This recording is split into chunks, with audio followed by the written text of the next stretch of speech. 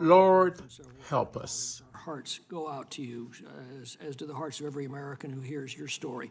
I know that grief always feels very alone, but I want to assure you, you're not alone, and you're now recognized to tell your story.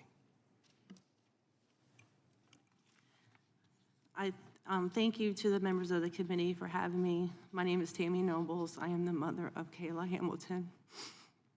July 24th, 2002 was one of the best days of my life. I gave birth to a beautiful baby girl and named her Kayla Marie. She was a happy and easygoing baby. Even back then, she loved to smile and laugh. She always kept her friends close and never forgot anyone. She was kind, caring, thoughtful, and funny. She loved life and God. She showed the world that being yourself was okay, and you didn't have to follow everyone else. But sadly, on July 27th, 2022, I received the worst news that a parent doesn't want to hear, that my newly 20-year-old daughter, Kayla Hamilton, was murdered in her own room and left on the floor like trash. She left behind a mother who loved her, a stepfather, a brother, a younger sister, grandparents, and lots of aunts, uncles, and cousins. At first, we knew very little details of the murder until an arrest was made. The details we learned broke us. At the end of March of 2022, Kayla's murderer was apprehended by Border Patrol crossing illegally into the U.S. at the southwest border in Rio Grande City, Texas. I am not sure if he was vetted or not, but he was a 16-year-old known gang member affiliated with Ms-13 in El Salvador. The Ms-13 motto is kill, rape, and control. He entered the country as an unoccupied alien child. As a UAC, the murderer was allowed to go live with his aunt in Frederick, Maryland. She was also an illegal immigrant. There were issues with him living there, and he went to go live with his half-brother who lived in the same trailer park as Kayla and her boyfriend. My questions are, what protocol was the aunt supposed to follow? If she couldn't handle him, then why not inform the proper authorities? The half-brother tried to get him a job and to do the right thing, but that didn't happen. So the half-brother told him that he had to leave.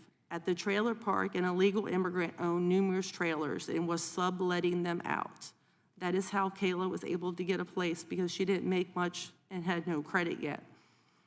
The half-brother asked the owner if she had any rooms for rent. She did. The same trailer as Kayla. Kayla's murderer was living there less than 5 days before he viciously murdered my daughter. Kayla had 2 jobs. She was working at a cleaning company and at a grocery store. Kayla had autism, but she was determined to live independently and make her way in this world. And my baby paid the ultimate price. She had just gotten home from work, working the night shift, and said goodbye to her boyfriend that morning when he left for work. She then went to sleep. The murderer went into Kayla's room, strangling her, grabbed her iPod charger, and wrapped it around her throat and face while strangling her to death. Kayla grabbed her phone and called her boyfriend, but went to voicemail. The voicemail of the murderer strangling her was 2 minutes and 30 seconds long. The murderer then violently sexually assaulted Kayla. Kayla's boyfriend came home from work and found her dead on the floor. The charger cord was so tight around her neck and face that her boyfriend had to use his teeth to get it off. The murderer robbed her of her phone and $6. $6 is all my baby had in cash because she used the snack machines at work to get something to eat. He then went to lunch with his half-brother like nothing happened. Local police didn't have enough evidence to arrest the murderer, so Child Protective Services took him into custody and placed him in an unsecured children's home with other children, even knowing that he was a main suspect in a premeditated murder case. When he was arrested for Kayla's murder, he laughed and smirked. For me, this is not a political issue. This is a safety issue for everyone living in the United States. This could have been anyone's daughter.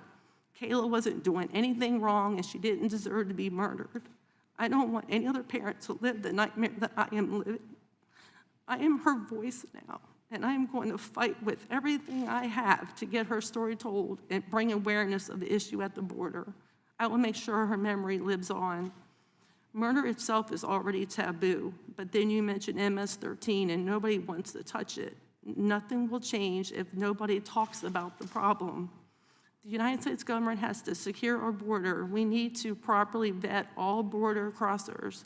The government could have placed a phone call to authorities in El Salvador and found out that he was a gang member, but they didn't. If we had stricter border policies, my daughter would still be alive today.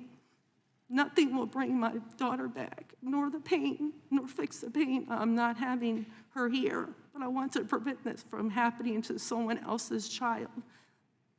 This is about protecting everyone here in the United States. Thank you.